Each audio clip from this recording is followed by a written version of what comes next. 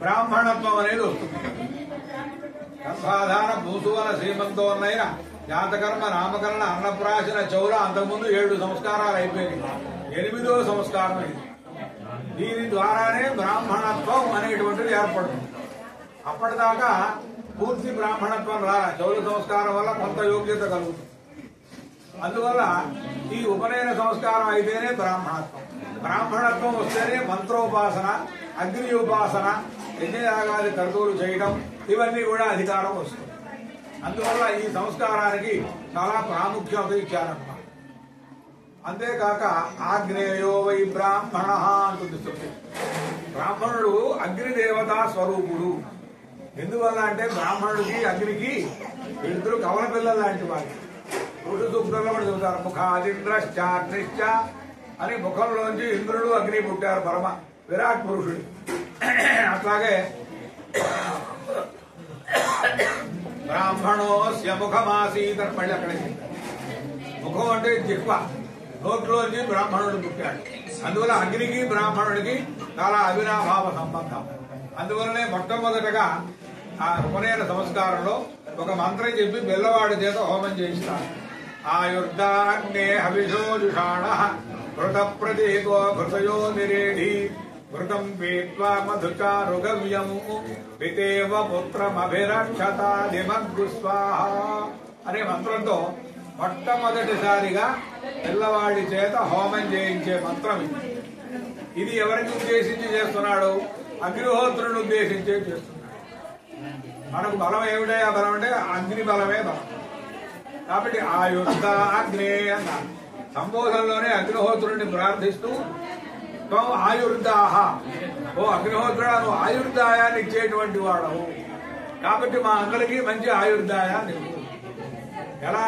హవిషోజుషాణ, మేము ఇచ్చేటువంటి హవిస్సులన్నీ నీవు స్వీకరిస్తూ ఘృత ప్రతీక ఘృతయో నిరేధి, నేతితో తడిపిన ఆహుతులు తీసుకొని నేతి ఆహుతుల ద్వారా బాగా ప్రజ్వలిల్లేటువంటి నీవు ఘృతం పీత్వా మధుచారుగవ్యం, చాలా శ్రేష్టమైనటువంటి ఈ గో ఘృతాన్ని నీకు సమర్పిస్తున్నాం కాబట్టి దానిని నువ్వు స్వీకరించి అవి త్రాగి అనమాట, అంటే ఆహారంగా స్వీకరించి పితేవ పుత్రం అభిరక్షతాదిమం, తండ్రి ఎట్లాగైతే కొడుకుని లాలించి పెంచి పోషించి వాడిని ప్రయోజకుడుగా చేస్తాడో నీవు కూడా నాకు తండ్రి లాంటి వాడివి కాబట్టి నన్ను అదే మాదిరిగా విద్యాబుద్ధులు నేర్పి నేను చేయవలసిన పనులన్నీ చేసి నాకు మంచి గౌరవ ఖ్యాతులు కలిగించవలసింది అని మొట్టమొదటి ఆహుతిలో పిల్లవాడి చేత చెప్పేటువంటి ఈ హోమం అన్నమాట.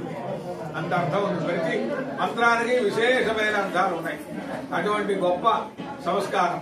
అందులో కూడా మనకు ఎప్పుడు చేయాలి ఉపనయనం? ఇప్పుడు చాలా మంది ఏముందండి రాత్రికి వెళ్లి పొద్దున చేసేస్తా ఉంటాం.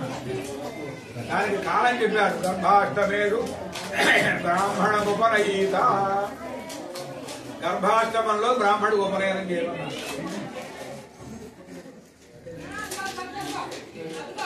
అంటే 7 సంవత్సరాలు రాగానే ఉపనయనం చేయమన్నారు. గ్రేస్ పీరియడ్ ఇచ్చాడు కొంతవరకు. ఆషోడశస్య బ్రాహ్మణస్య అనాథ్యయ అని ధర్మసూత్రం 16 ఏళ్ల వరకు మాక్సిమం ఇచ్చారు అవకాశం. 7 నుంచి 15 వరకు చేయొచ్చు ఉపనయనం. 16 కూడా దాటిపోతే ఆషోడశాత్పతితో వ్రాత్య అన్నారు. 16 ఏళ్లు దాటాక ఒడుగు చేస్తే వాడికి గాయత్రి మంత్రం బలం ఇవ్వదు, వేదములు పట్టవు. కాబట్టి వాడు పరిపూర్ణుడైన బ్రాహ్మణుడు కాలేడు, నామధారక బ్రాహ్మణుడు అంటారు. ఎందుకంటే వేదాలు దేని చేయలేడుగా. గ్రహణ ధారణ పటుర్ బాల అంటుంది శాస్త్రం. బాలుడు అంటే మనం చెప్పేది విని గుర్తు పెట్టుకొని జాగ్రత్తగా పలికేటువంటి వాడు బాలుడు. అందుకని చిన్నతనంలోనే ఉపనయనం చేసి ఈ వేద శాస్త్రాలన్నీ కూడా చెప్పిస్తే వాడు గొప్ప ప్రయోజకులు అవుతారు. 16 ఏళ్ళు వాడు 20 ఏళ్ళు వాడు ఒడుగు చేసుకుంటే వాడికి ఏం వేద శాస్త్రాలు వస్తాయి? నోరు తిరగదు, గుర్తు ఉండదు, ఎన్ని సమస్యలు. అందువల్ల ఆ చిన్నతనంలోనే చెయ్యాలి. ఇక్కడ అదే చాలా సంతోషంగా ఉంది. ఈ పిల్లవాడికి సకాలంలో చేస్తున్నారు. మరీ 7 ఏళ్ళకి చేస్తే వాడు ఎక్కడ కూర్చోవాలో ఎక్కడ హోమం చేయాలో తెలియదు. కొంచెం ఏడిపిస్తున్నారు పిల్లలు. సంధ్యాహం చేయడు, కాస్త 12-13 ఏళ్ళు వయసులో చేస్తే అవగాహన అవుతుంది. చెప్తే విని అర్థం చేసుకొని చేసేటువంటి తెలివితేటలు వస్తాయి. కాబట్టి ఇది చాలా ముఖ్యమైనటువంటి కారణం. చాలా చక్కని సంస్కారాన్ని మీరు చేస్తున్నారు. దాంట్లో కూడా బ్రహ్మోపదేశం అని ఒక మంత్రం చెప్తాం.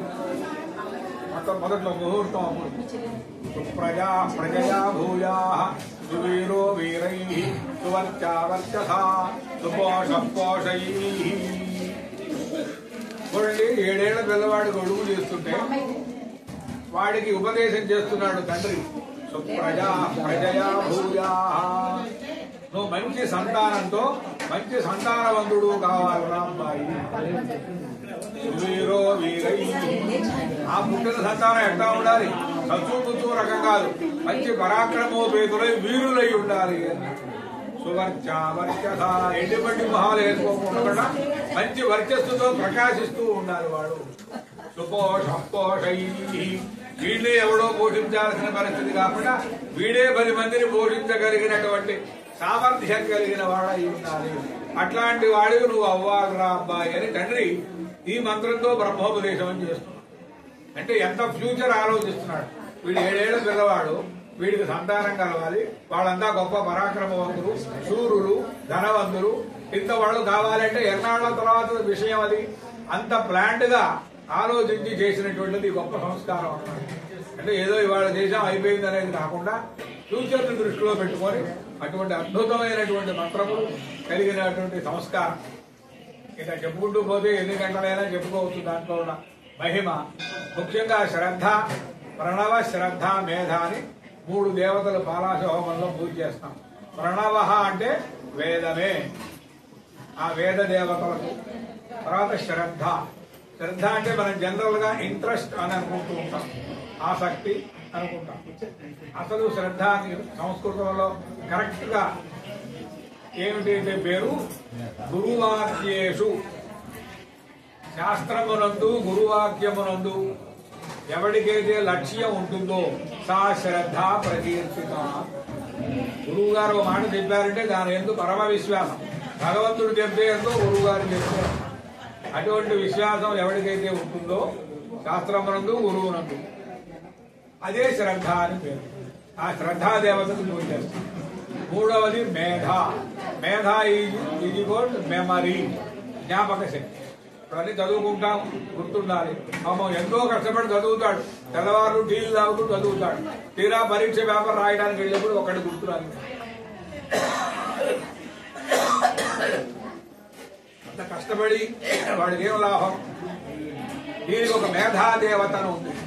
మన సంస్కృతిలో ప్రతిదానికి ఒక దేవతలు ఉన్నారు, మేధాదేవత. ఆ మేధాదేవతను కనుక మనం ధ్యానం చేస్తే మనకు చక్కని జ్ఞాపక శక్తి, సమయస్ఫూర్తి, ఎప్పుడు ఏది చెప్పాలో అది చెప్పగలం. ఇటువంటివన్నీ కూడా ప్రణవ, శ్రద్ధ, మేధ, ఈ 3 దేవతలతో దీంతో కార్యక్రమం ఉపనయనం పూర్తవుతుంది. అంటే చివరి విషయం మొదటిది చెప్పారు, చివరికి చెప్తాం, మధ్యలో బ్రహ్మోపదేశం చెప్పారు. ఇంకా చాలా ఉన్నాయి కానీ ఆ సమయం కాదు. కాబట్టి ఆయా దేవతల యొక్క అనుగ్రహం చేత ఈ వధువు చక్కని వేద విద్యాబుద్ధులు, లౌకిక విద్యలు కూడా నేర్చి ఈ దంపతులు సకుటుంబంగా సకల శ్రేయస్సులు పొందుతురు కాక అని ఆశీర్వదించారు. శతమానం భవతి శతాయు పురుషేంద్రియ ఆయుష్యేంద్రియే ప్రతిష్టతి. నువ్వెన్నో క్లాసు